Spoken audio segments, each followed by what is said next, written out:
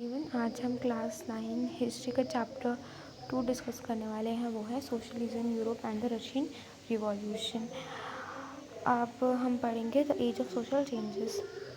The French revolution open up the possibility of creating democratic change in the way in which society was structure. मतलब कि French revolution हुआ था, उससे क्या हुआ, नए नए आइडियाज़ बनने लगे, फ्रीडम्स की, इक्वालिटी के नए नए आइडियाज़ जनरेट हुए कि भाई ये सोसाइटी भी चेंज हो सकती है। ज़रूरी नहीं है मोनार्क का रूल, मोनार्क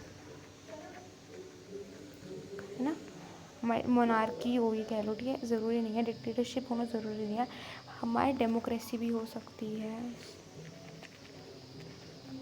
ठीक है, ये सब जो चेंजेस है, ये सब किसकी हेल्प से आ रहे थे? ये सब जो है फ्रेंच रिवॉल्यूशन की वजह से ही हमें आइडियाज़ मिल रहे थे। इंडिया के अंदर भी राजा राम मोहन रॉय आइडिया लेकर आए थे। इसी आइडिया पे एक बेस देखो स्ट्रक्चर बन गया था। अब जिससे हमने फ्रेंच रिवॉल्यूशन में पढ़ा था कि 3 टाइप की स्टेट्स होती हैं। ठीक है, पहला स्टेट होता है हमारा क्लर्गी, सेकेंड होता है नोबिलिटी, थर्ड होता है नॉर्मल सिटीजन, जिसके अंदर पीजेंट्स, फार्मर्स ज़्यादा आते थे, ठीक है, लॉयर्स जो भी आते थे। ठीक है, उसी तरीके से जैसे ये डिवाइडेड थे, उसी तरीके से जो यूरोप था वो भी पूरी तरीके से यूरोप डिवाइडेड था। लिबरल्स, रेडिकल्स, कंजर्वेटिव, ये तीनों डिवीज़न किसके बेसिस पे हुए थे? थॉट्स के बेसिस पे डिवीज़न हुए थे। ठीक है, क्योंकि फ्रेंच रिवॉल्यूशन में क्या एक पॉसिबिलिटी सी आ गई थी कि भाई हाँ अब चेंजेस आ सकते हैं। तो लिबरल्स वो एक मिनट,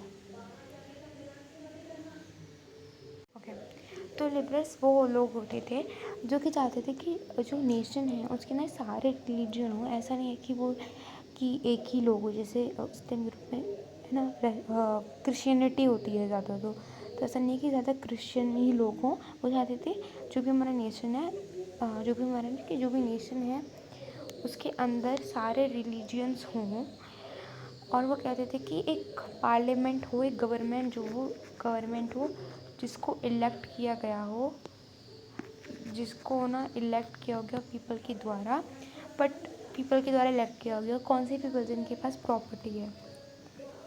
ठीक है, वो लोग चाहते थे कि भैया प्रॉपर्टी वाले लोग ही गवर्नमेंट को इलेक्ट करें। ठीक है, और विमेन को तो ये भी अधिकार नहीं था, विमेन को तो वोट का अधिकार तो था ही नहीं। मैन भी कौन से जिनके पास प्रॉपर्टी थी वही वोट कर सकते हैं गवर्नमेंट को चुनने के लिए। ये लिबरल्स की सोच थी।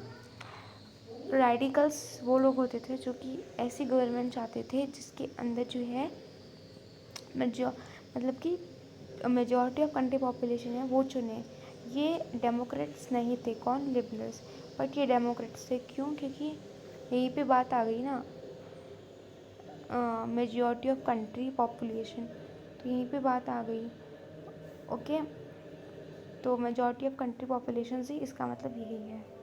ओके, अब ये चाहते, ये ना प्राइवेट प्रॉपर्टी इनको बिल्कुल पसंद नहीं थी। वाई? क्योंकि प्राइवेट प्रॉपर्टी में होता क्या है ना कि जैसे मान लो फैक्ट्री का ओनर है, उसके पास एक मतलब फैक्ट्री है, उसमें उसने वर्कर्स रखे। अब वर्कर्स सबका पूरा दिन रात मेहनत कर रहे हैं जिन्होंने इस फैक्ट्री को इतना प्रोडक्टिव बनाया है, बट जो प्रॉफिट है वो कौन कमाएगा? वो तो ओनर ही कमाएगा। तो ये चाहते थे कि ऐसा कुछ ना हो, और है ना, तो प्राइवेट प्रॉपर्टी के सख्त खिलाफ थे। सोचते थे कि जो प्रॉपर्टी है वो सोसाइटी पे, मतलब सोसाइटी के अंडर में हो, सबके पास इक्वल प्रॉपर्टी हो। इसी आइडिया को हम सोशलिज्म भी कहते हैं। तो आई होप सोशलिज्म समझ आ गया होगा। ठीक है, अब हम बात करते हैं कंजर्वेटिव्स वो लोग होते थे जो चाहते थे कि चेंज आए, जैसे चेंज आए बट स्लो चेंज आए। ऐसा क्यों चाहेंगे ये लोग? क्योंकि इन पे ज़्यादातर एक्सप्लॉयटेशन नहीं होता था। क्यों? क्योंकि ये राजा के रिलेटिव समझ लो, बस जो राजा गवर्नमेंट के अंदर काम करते थे, ठीक है, मोनार्क के अंदर वो होते थे। ठीक है, अब एक नेक्स्ट टॉपिक है हमारा industries and social changes. Industry और सोशल चेंजेस कैसे आने लगे? तो देखो, अब नई नई इंडस्ट्री खुलने लगी थी, नई नई इंडस्ट्री होने लगी थी, तो मैन, वीमेन, चिल्ड्रन जो हैं सारे फैक्ट्रीज़ में काम करने लगे। अब फैक्ट्रीज पे काम करने लगे, बहुत फैक्ट्रीज में काम की कंडीशन बताते थे। तो वेजेस जो सैलरी होती थी जो वर्कर्स को मिलती, वो बहुत ज़्यादा लो वेजेस मिलती थी और हार्स उन्हें बहुत ज़्यादा काम कराया जाता था। ठीक है, नेक्स्ट ओके, नेक्स्ट है सोशलिज्म इन यूरोप। अब यूरोप के अंदर किस तरीके से सोशलिज्म का जो आइडिया वो स्प्रेड हुआ था।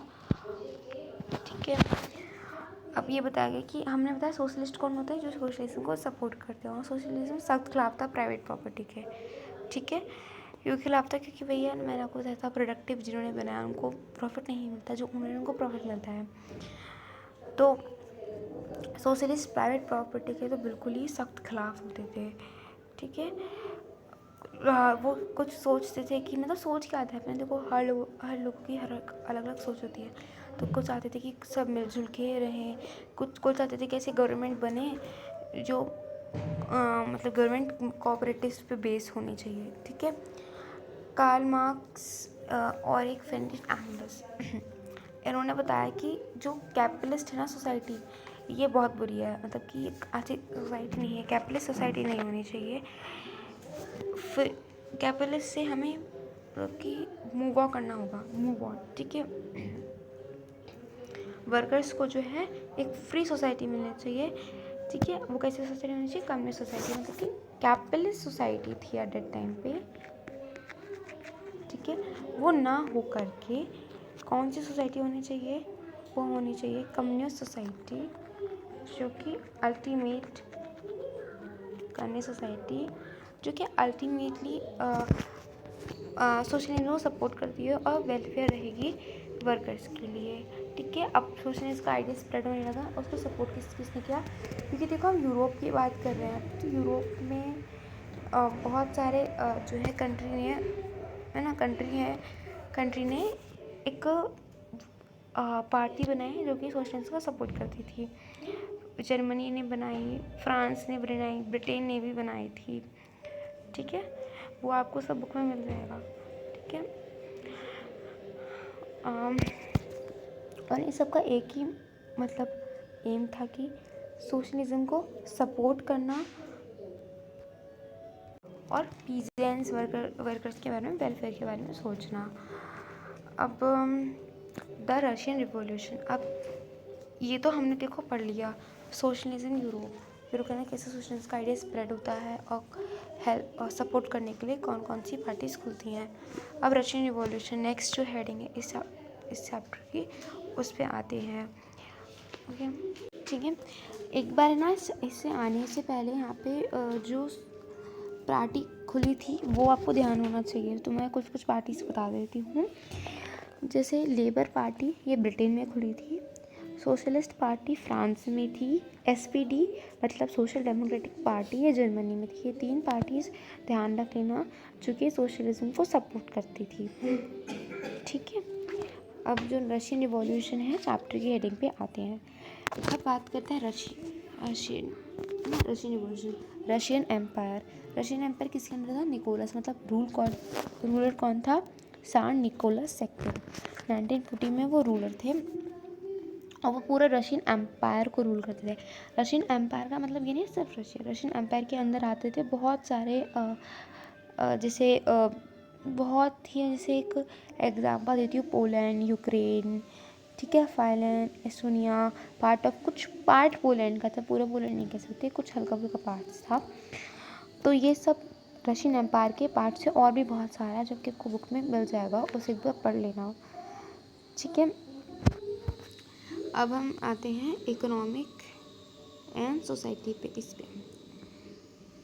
Okay, most of the Russian, देखो 85% जो थे वो रशियन के लोग क्या थे? एग्रीकल्चर करते थे, एग्रीकल्चर पे डिपेंडेंट थे। बट वही बात है ना कि एग्रीकल्चर पे डिपेंडेंट थे, बट जो लैंड थी ना पीजेंट्स के पास कम थी। ऑर्थोडॉक्स जो होते थे, चर्च वगैरह लोग, नोबल्स, चर्च तो नहीं, नोबल्स के पास ज़्यादा लैंड्स थी। ठीक है, तो 85% जो है रशियन पॉपुलेशन क्या थी? एग्रीकल्चर से कमाती थी पैसे। ओके, इंडस्ट्री तो बहुत ही ज़्यादा मतलब है ना, मतलब प्राइवेट इंडस्ट्री थी और इंडस्ट्री बहुत ही ज़्यादा कम होती थी, सिर्फ दो में पाई जाती थी। वो थी पिट्सबर्ग और मॉस्को, इन दोनों जगह पे इंडस्ट्री पाई जाती थी, बहुत ही कम इंडस्ट्री होती थी। ठीक है, वर्क है ना। अब देखो, अब इकोनॉमिक का तो ये था, अब सोसाइटी है ना, सोसाइटी का हम डिस्कस करें। सोसाइटी डिवीजन पे बेस्ड थी, क्योंकि उस टाइम पे वर्कर्स को और पीजेंट्स को डिवाइड कर रखा था। ठीक है, इन दोनों को डिवाइड कर रखा था। जो मतलब ऐसे मेटल वर्कर्स होते थे ना, वो अपने आप को एरिस्टोक्रेट समझते थे, उनकी ज़्यादा हैज़ नॉर्मल वर्कर से ज़्यादा इम्पोर्टेंस होती थी। वर्कर्स को स्किल के बारे में, स्किल्स में डिवाइड किया गया था। ठीक है, और अब हम बात करते हैं, जैसे वर्कर्स को स्किल में डिवाइड किया गया था।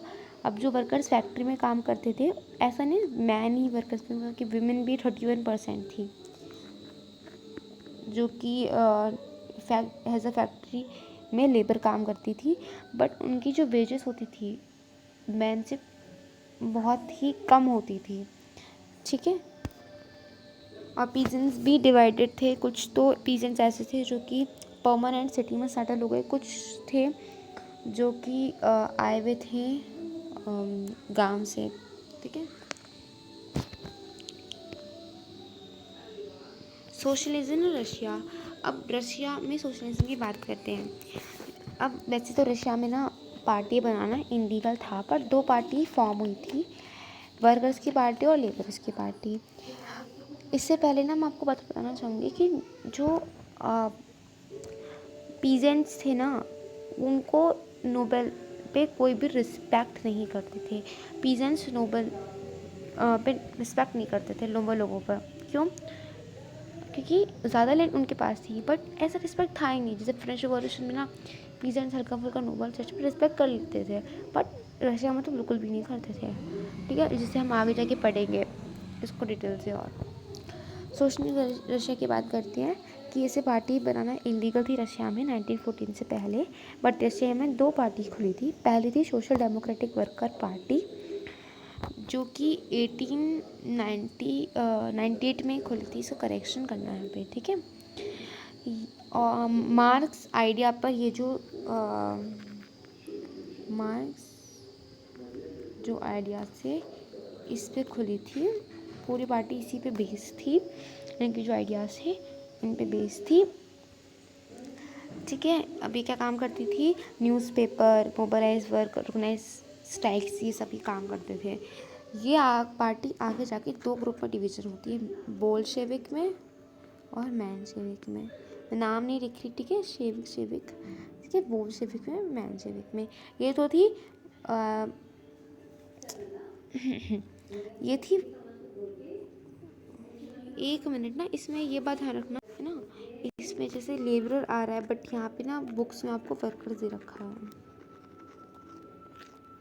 ठीक है, तो कन्फ्यूजन मत हो ना, ये वही है। ठीक है, ये वर्कर्स की पार्टी थी। और एक और पार्टी खुली थी सोशलिस्ट रिवॉल्यूशन पार्टी, 1900 में खुली थी। ये पार्टी जो थी ये पीजेंट्स की पार्टी थी। ठीक है, अब कुछ लोग समझते थे ना, ओके, अब कुछ लोग ऐसा समझते थे कि जो पीजेंट्स हैं वो नेचुरली सोशलिस्ट हैं, मतलब सोशलिज्म, नेचुरली सोशलिज्म को सपोर्ट करते हैं। ऐसा कैसे? मतलब क्योंकि मैंने आपको बताया था, पीजेंट्स कहते थे कि प्राइवेट प्रॉपर्टी की पीजेंट्स बिल्कुल अलग थे। वो सोचते थे कि प्राइवेट प्रॉपर्टी नहीं होनी चाहिए, लैंड जो है सब में इक्वल बटी होनी चाहिए। बट जो Russian social democratic labour party के जो मतलब आगे जाके बोल्शेविक के जो लीडर थे लैंड में, ठीक है, उनका ऐसा कहना था कि ऐसा कुछ भी नहीं है। अगर ऐसा है तो फिर वो रिच और पुअर में कैसे हैं? कुछ रीजन्स बहुत रिच हैं, कुछ रीजन्स बहुत पुअर हैं, तो ऐसा कुछ नहीं है। देखो, सोशलिज्म का मतलब ये होता है कि इकोनॉमिक कंडीशन भी ना इक्वल होनी चाहिए। ठीक है, जो कि नहीं थी। तो ये नेचुरल सोशलिज्म तो बिल्कुल भी नहीं थे। आगे जाके डिवाइड हो जाती है पार्टी बोल्शेविक, मैनशेविक। एग्जाम में ध्यान रखना, डिफरेंस पूछा जा सकता है, इम्पॉर्टेंट है। ठीक है, बोल्शेविक वो लोग होते थे ये समझ लीजिए, जो कि कहते थे कि पार्टी जो है पूरी डिसिप्लिन होनी चाहिए। और मतलब जो जितने पार्टी में जैसे मान लो 100 लोग हैं, 100 लोग भी इतने ही लोग हैं, उन पे हर एक मेंबर की क्वालिटी ऐसे नहीं है कोई आलतू फालतू मेंबर हो, हर मेंबर की क्वालिटी होनी चाहिए। बस इतने ही लोग हैं, लिमिटेड हैं, कोई बात नहीं, कंट्रोल होना चाहिए। नंबर जैसे ज़्यादा नहीं है 1 लाख 2 लाख भर्ती होते जा रहे हैं, नहीं, कंट्रोल नंबर में रखो। और क्वालिटी जो है मेंबर की वो भी अच्छी होनी चाहिए। वहीं पे मैन सेवक थे, वो कहते थे कि पार्टी ऐसा ज़रूरी नहीं है कि क्वालिटी है, क्वांटिटी भी मैटर करती है। मतलब ये समझ लीजिए, according to Bolshevik quality is matter, कि भाई जितनी भी क्वालिटी है। मेंशेविक में वो हर किसी को अलाउ कर देते थे, अच्छा आपको ज्वाइन होना पार्टी में हो जाइए, वो क्वांटिटी के लिए मैटर करती थी। ठीक है, जैसे जर्मनी में एग्जांपल दे रखा है, बुक के अंदर दे रखा था कि जर्मनी के अंदर जो है सारी पार्टीज अलाउ होती हैं, कि खुली होती हैं, कि जिसको ज्वाइन करनी है हो लो, बट बोल्शेविक में से ज्वाइन नहीं कर सकते थे, आपको एक वेल ट्रेन होना ज़रूरी होता था। ठीक है, आगे पढ़ेंगे द 1905 का रिवॉल्यूशन। ठीक है, Russia was an autocracy, Russia कैसे एक ऑटोक्रेसी था। साथ जो है मतलब हुआ क्या ना कि अब ये मोनार्क के अंदर रूल कर रहे थे। अब आपको पता है मोनार्क का रूल ज़्यादा अच्छे से चलता नहीं है, तो हुआ क्या कि लोगों ने जो है लिबरल्स रेडिकल्स जो मैं बता रही थी, उन्होंने क्या किया, कॉन्स्टिट्यूशन की डिमांडिंग स्टार्ट कर दी कि हमें तो कॉन्स्टिट्यूशन चाहिए, कॉन्स्टिट्यूशन चाहिए। और जो कॉन्स्टिट्यूशन चाहिए, अभी जो 1905 का रिवॉल्यूशन था, इससे क्या हुआ कि जो सार जो रूलर है, उसने एक डूमा बनाई थी। ये क्या है, अभी एक पार्लियामेंट है, ये बनाई थी। देखो पूरे चैप्टर में कुल मिला के 3 रिवॉल्यूशन हुए, 1905 का रिवॉल्यूशन, फरवरी रिवॉल्यूशन, अक्टूबर रिवॉल्यूशन, और एक सिविल वार हुई थी सिंपल सी।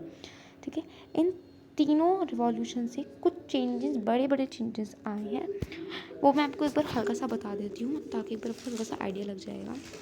देखो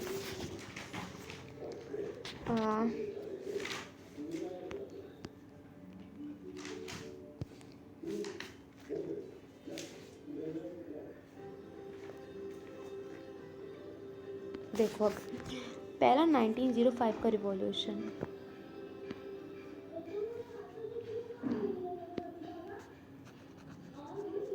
ठीक है, मैं समझ आना चाहिए।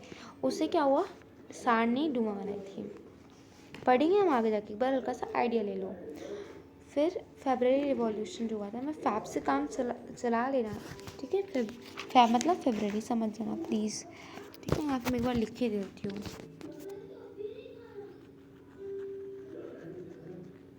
फरवरी रिवॉल्यूशन, इससे क्या हुआ कि मतलब ये जो सार है उसने अपना पद से खाली हो गया, मतलब सार ने अपना पद छोड़ दिया, मोनार्की हट गई थी, गवर्नमेंट बन गई थी। ठीक है, फिर एक और रिवॉल्यूशन हुआ जो कि था अक्टूबर रिवॉल्यूशन। अरे यार एक मिनट,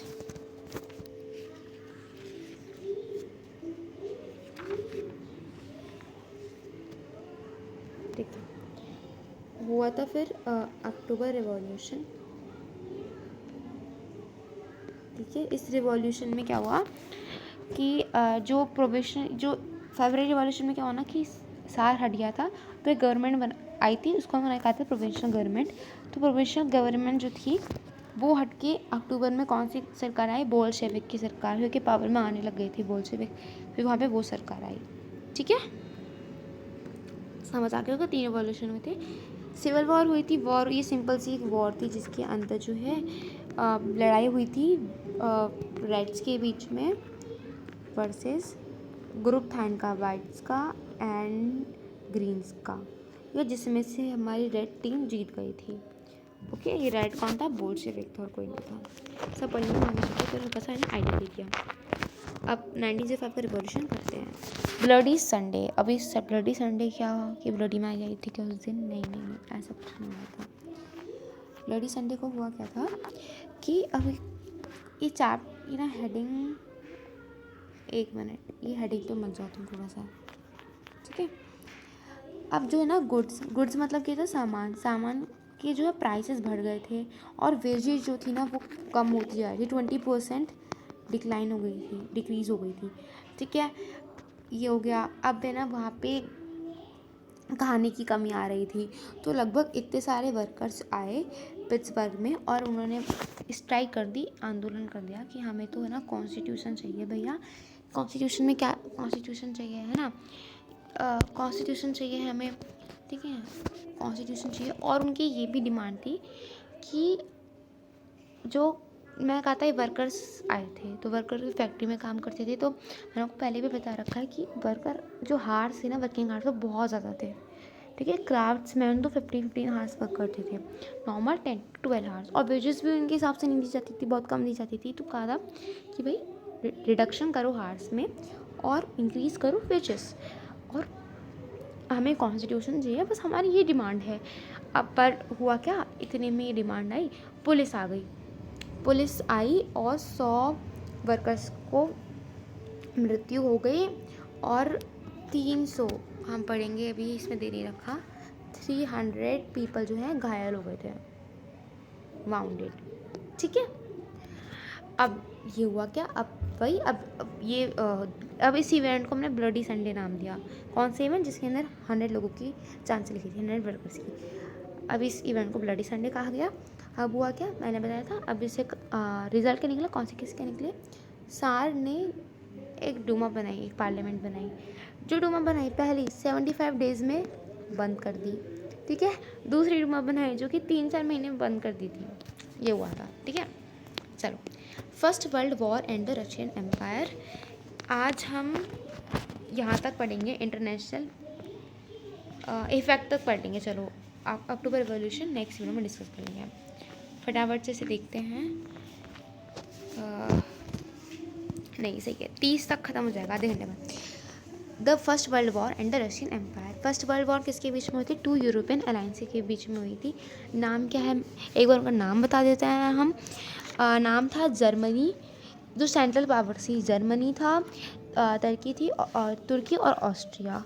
दूसरी तरफ थी रशिया, फ्रांस और हमारा ब्रिटेन, ठीक है, समझ आ गया।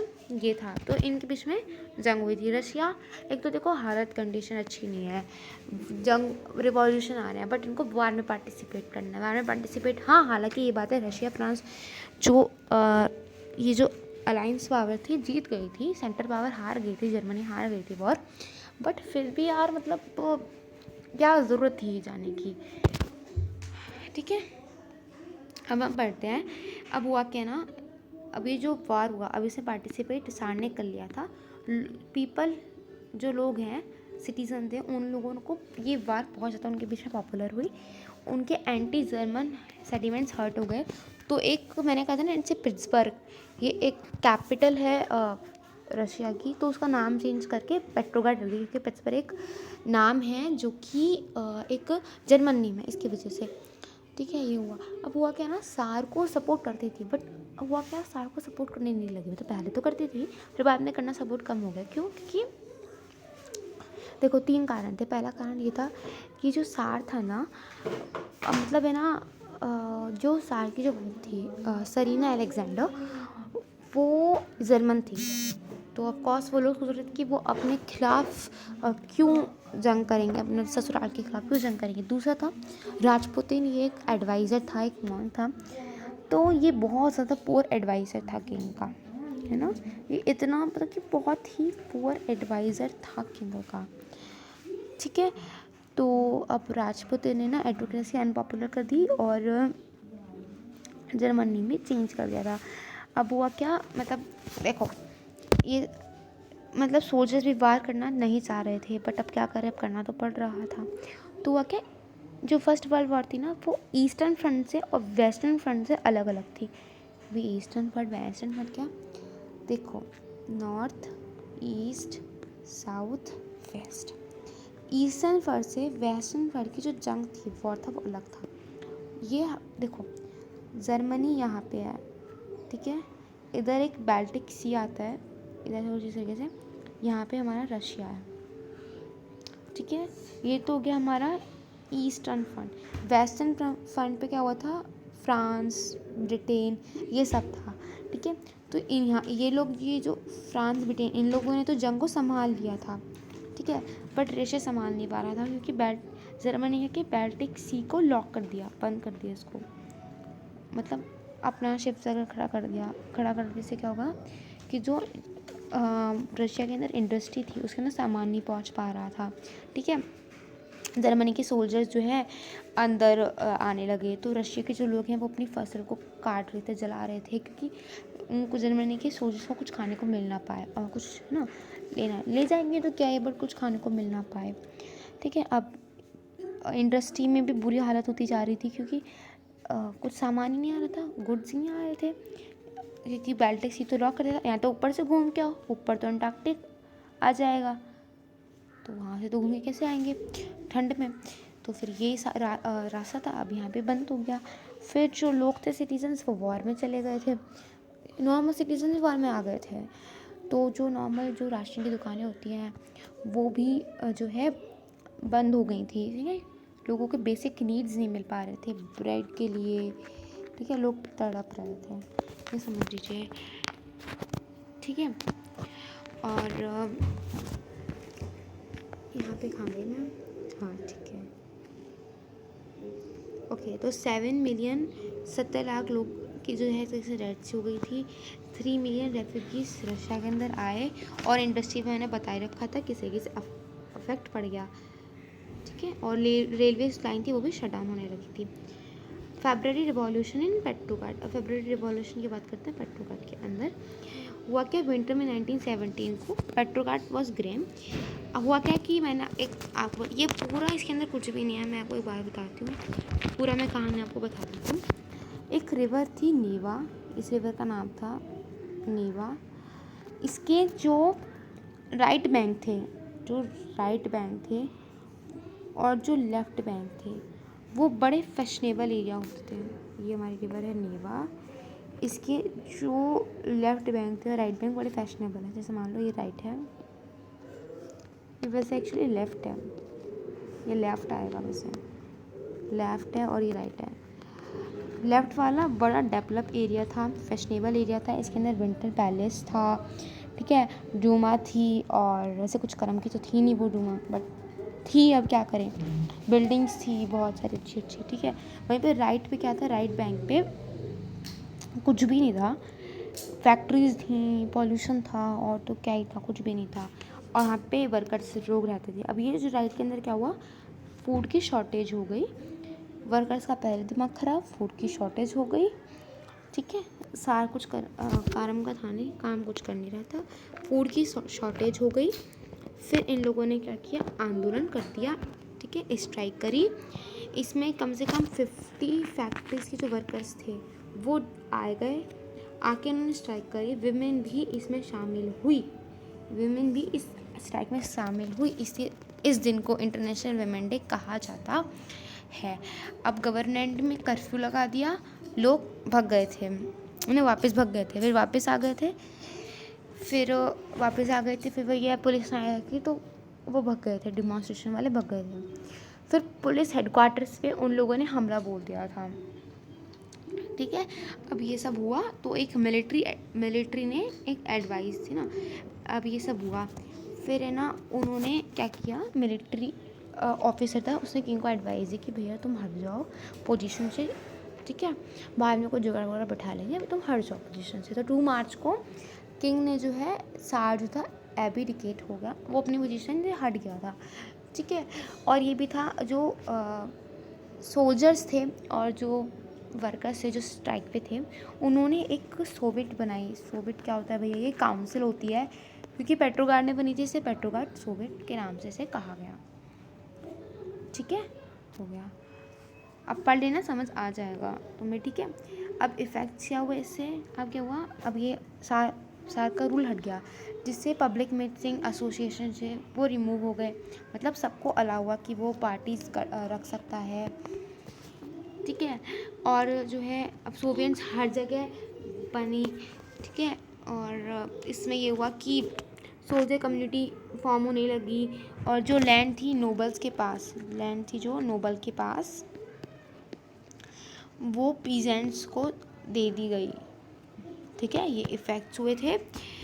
और इसके अंदर ये बताया जाता था, ठीक है। और पार्टीज़ खोलना लीगल कर दिया, ऐसे इलीगल नहीं है, पार्टीज़ हम खोल सकते हैं, ठीक है। और एट टाइम पे बिकॉज एन अरेस्ट लीडर्स को अरेस्ट कर दिया गया।